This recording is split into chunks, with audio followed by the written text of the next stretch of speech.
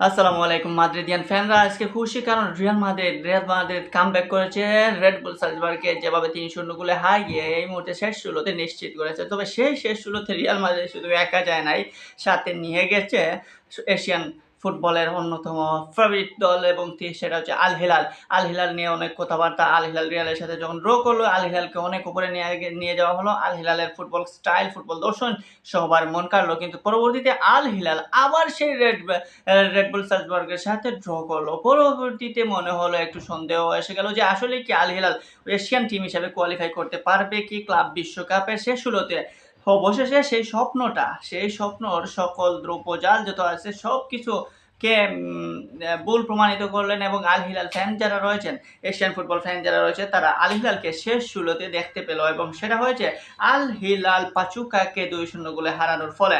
Asian এই টিমটা এবার ক্লাব বিশ্বকাপের শুরুতেই রিয়াল মাদ্রিদকে আটকে যেভাবে চমক দেখিয়েছিল এবং সেই রিয়াল মাদ্রিদ ফ্যানরাও কিন্তু আল হিলালের ভক্ত হয়ে যাচ্ছিল। যাই হোক, আল হিলাল এশিয়ার একমাত্র টিম যেটা শেষ ১৬তে এশিয়ান ফুটবলের প্রতিনিধিত্ব করবে। সো এটা তো হচ্ছে এশিয়ান ফুটবলের জন্য বড় একটা পাওয়া। সো আল হিলাল এবার কি পারবে? তারা যে শেষ ১৬তে গেল সেখানে তাদের মোকাবিলা করবে ম্যানচেস্টার সিটির মতো স্বনামধন্য এবং দুর্দান্ত পারফর্ম করা একটা টিমের সাথে।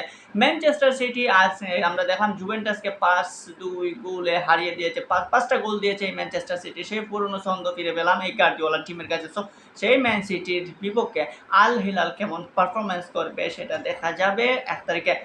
যাই হোক, এই মুহূর্তে এশিয়ান ফুটবল ফ্যানরা কিংবা রিয়াল মাদ্রিদ ফ্যানরা খুবই খুশি যে রিয়ালের সাথে আল হিলালকে দেখতে পেল শেষ ১৬তে। রিয়াল মাদ্রিদ এই মুহূর্তে যেভাবে খেলা দিল আলোনসোর এই টিমটা আস্তে আস্তে যত সময় যায় তত যেন গুছিয়ে উঠতেছে।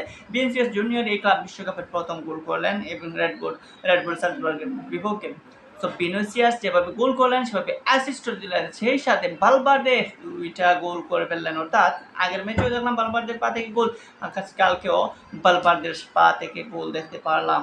সো এখানে কিন্তু খুবই চমকপ্রদ কিছু রিয়াল প্লেয়ারদেরকে, বিশেষ করে গার্সিয়ার মতো নতুন স্ট্রাইকার এমবাপ্পের অনুপস্থিতিতে ৩-৩টে গোল করলেন ব্যাক টু ব্যাক ৩-৩টা ম্যাচে। তো বলতেই পারেন যে রিয়াল মাদ্রিদ এখান থেকে কামব্যাক করে এই মুহূর্তে ভালো ফর্মে ফিরে এসেছে। এখন শেষ ১৬তে তাদের মোকাবেলা করবে জুভেন্টাস ম্যান সিটির কাছে ৫টা খেয়েছে। সো জুভেন্টাসের বিপক্ষে রিয়াল মাদ্রিদ কেমন করে সেটাও দেখা যাবে শেষ ১৬তে।